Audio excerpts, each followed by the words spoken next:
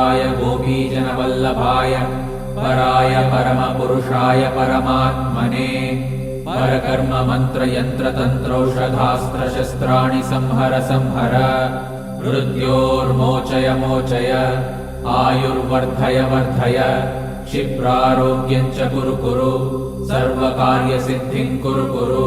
ॐ नमो भगवते महासुदर्शनाय दीप्त्रे ज्वालापरिवृताय सर्वारिष्टविनाशाय सर्वसम्पत्कराय सर्वदिक्शोभनकराय सहस्रज्वालाय परमात्मने परब्रह्मणे परञ्ज्योतिषे हुं फट् स्वाहा।